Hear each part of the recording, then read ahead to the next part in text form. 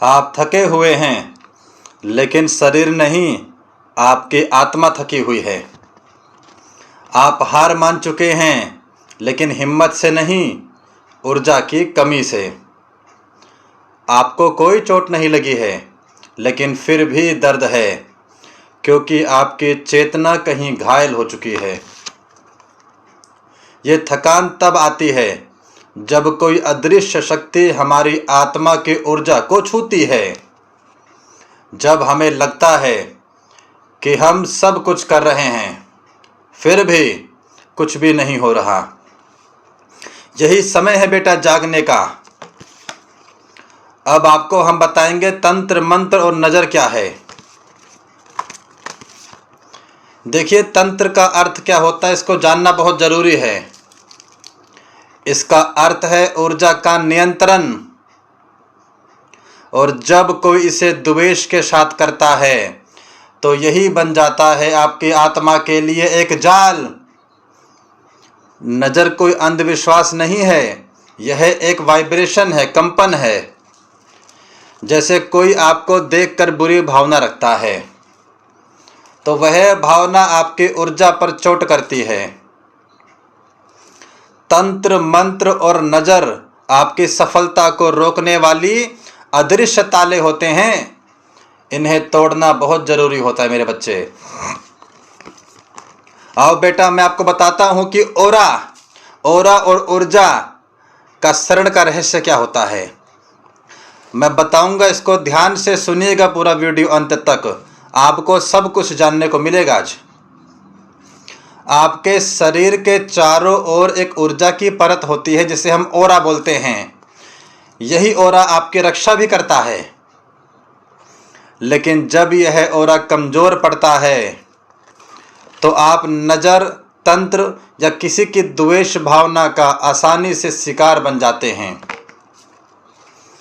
ओरा का शरण धीरे धीरे आत्मा को कमज़ोर करता है, और आप थकावट, चिंता, भय, मानसिक अस्थिरता का अनुभव करना शुरू कर देते हैं।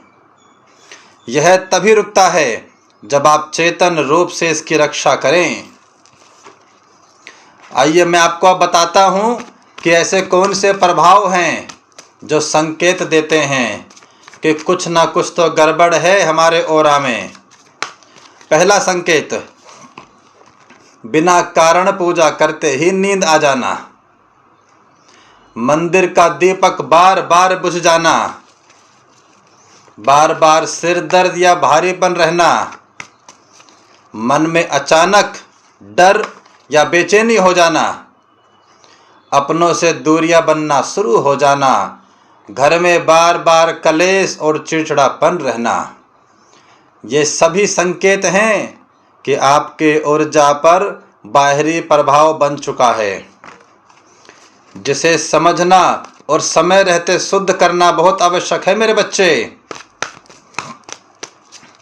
अब मैं आपको उपाय बताने वाला हूं कि इसको ठीक कैसे करते हैं।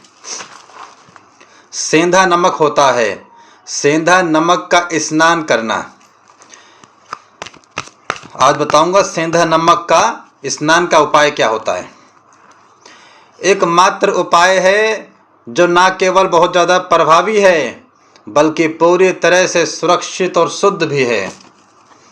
इसी को कहते हैं सेंधा नमक का स्नान। यह कोई तांत्रिक क्रिया नहीं है मेरे बच्चे, ये एक आध्यात्मिक ऊर्जा शुद्धिकरण की प्रक्रिया है, जिसे हर व्यक्ति कर सकता है, चाहे वह किसी भी धर्म या पंथ से जुड़ा हुआ हो। आइए बच्चे, हम आपको बताते हैं कि इसकी विधि क्या है।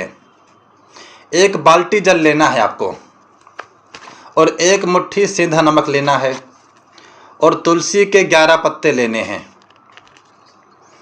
इन सामग्री को, ये सामग्री के रूप में है, जल में सेंधा नमक डाल दो, आंखें बंद कर लो और मन में माँ काली का स्मरण करिए। एक मंत्र अपने मन में दोहराइए, कोई भी बोल सकता है, कोई संस्कृत का मंत्र नहीं है ये मंत्र है, जो मेरा नहीं है वह मुझसे अलग हो जाए। दोबारा सुन लीजिए, जो मेरा नहीं है वह मुझसे अलग हो जाए। सिर से पैर तक वह जल धीरे धीरे डालिए। महसूस करें कि कोई भारीपन, कोई चिंता आपके शरीर से बह रही हो। स्नान के बाद 5 मिनट तक मौन साधना करें। मैं बताऊंगा मेरे बच्चे कि उपाय काम कैसे करता है। पहली बात जान लो कि सेंधा नमक एक प्राकृतिक आयनाइजर है। ये ओरा की जो नकारात्मक ऊर्जा होती है उसे सोख लेता है। यह शरीर की ऊर्जा को संतुलित करता है। यह तंत्र या नजर के प्रभाव से बने कंपन को निष्क्रिय कर देता, विफल कर देगा हमेशा के लिए।